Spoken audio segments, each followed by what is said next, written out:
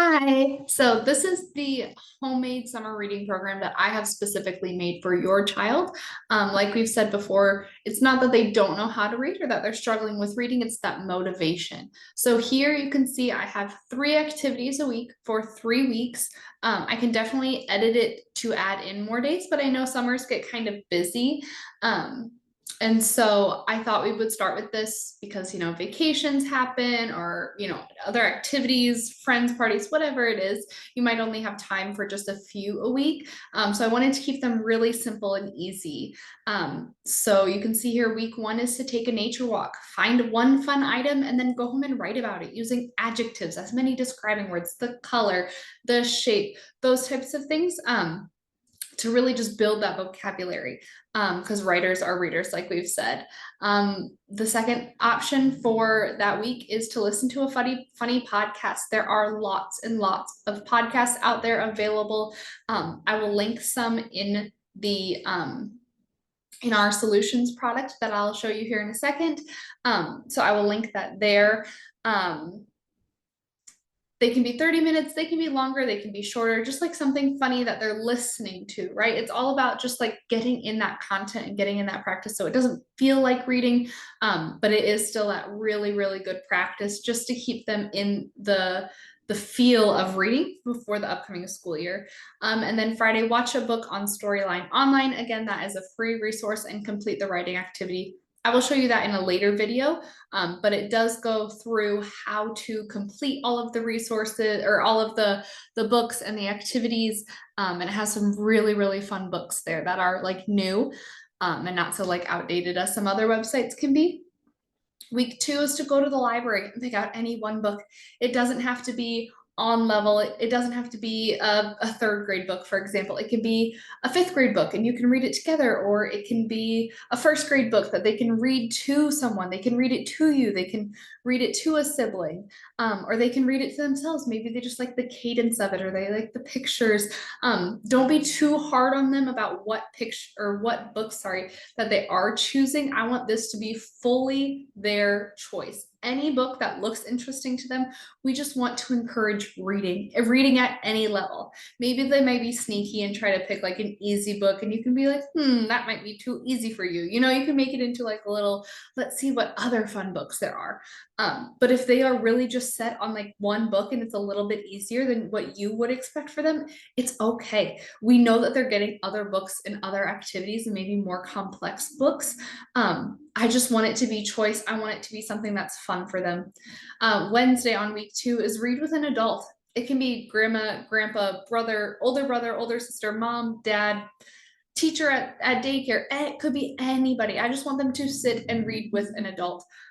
Modeling is a really, really good form of getting in that practice of reading. So if you sit and you read a book and you read with proper phrasing, maybe use voices, just make it more of like a fun event rather than just sitting and reading, because that's what we're trying to avoid, right? That's what they're not as interested in. Friday on week 2 is to read to a younger sibling. I don't know if you have younger children.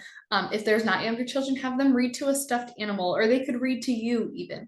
I want them to be reading those. So if they're having trouble with a word or they're, it's not sticking, wait till they're interested in reading it to you. Don't be like, okay, we're going to sit down and read right now. If they're not interested, I don't want reading to be a forced activity. I want it to be something that they choose to do. I think that's really important, is them feeling like they have the power over when they're doing things. Now, if it comes to bedtime and they still haven't read, you can say, maybe we can just read an easy book, like A Goodnight Moon or a Dr. Seuss book or something easy. It does not have to be hard. Not every single book that they read has to be like more challenging than the last book they read. It can just be any reading. I think any reading is good reading. Week 3, after you read, write one question you would ask one of the characters. This just gets a little extra practice of them thinking about what they've read about. So maybe you read Goldilocks and the Three Bears, and they write a question.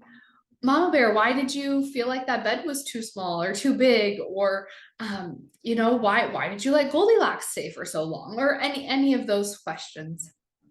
week 3 on Wednesdays to build a blanket fort and read with a snack, right? It's just like out of the norm. It's not something that they get to do in their classrooms usually. Maybe reading is only a before bedtime activity. So just changing up that scenery, building a fort. Maybe you have a tent and the weather's nice. Maybe you set up a reading tent outside and you have s'mores or some marshmallows, or maybe you just get some like fun snacks that aren't really, you don't eat very often in the house, but just for this one special occasion, then they get to read, but they can only have the snack while they're reading, right? We want that motivation to always be there.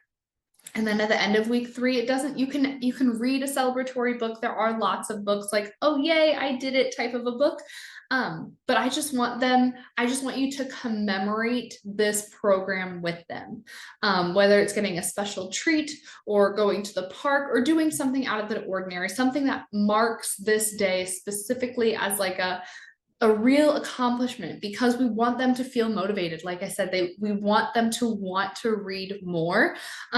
So anything that's going to make a big deal, like above and beyond, you can buy balloons, you can buy snacks, you can even like throw a party, invite their siblings, invite your dog, just make a moment out of it to really be like, wow, I'm so proud of you because you finished this program, like you read a lot, like look at all these things that we did together. So I think this is a really fun program. It's very versatile. You don't have to do it on Mondays, Wednesdays, and Fridays.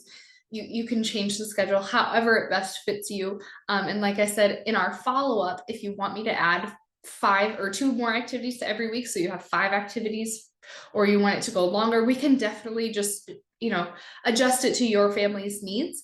Yeah, in the next part of the video, I'm going to go over some already set up reading programs with other prizes, other motivations, but those are more strictly like just reading or like reading for 20 minutes a day. Whereas with this one, I wanted to give you a little bit more variety of things to do.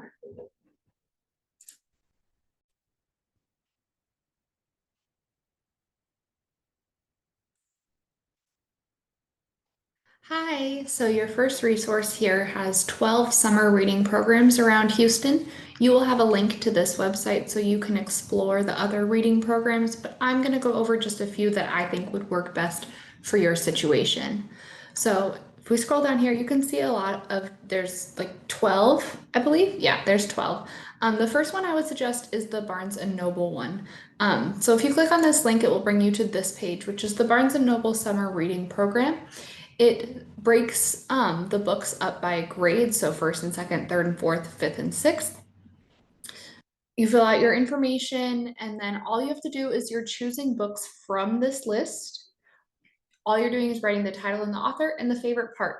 Once you read 8 of those books, you get to bring it in and redeem it for prizes at Barnes & Noble. If you look here, it says bring the completed journal to a Barnes & Noble store in July and August to redeem for your reward. Kids can choose their free book from the Barnes & Noble Summer Reading Program selections, which includes choices for each reading level from grades 1 through 6. So they get to choose a free book after they complete their 8 books.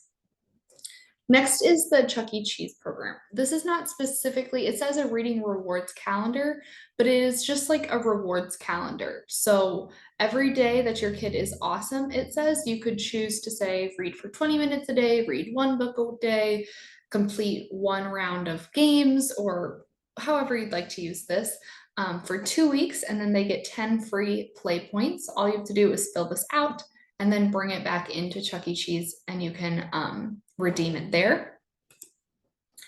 The last one I want to talk about is just an extra one. You don't have to do it, but it's the Pizza Hut Can't Book It. So it will take you to this page. You can learn more about the program. You enroll, you read, you track, you earn rewards, and then you can redeem. So you can redeem for prizes like free personal pan pizzas from Pizza Hut for your child.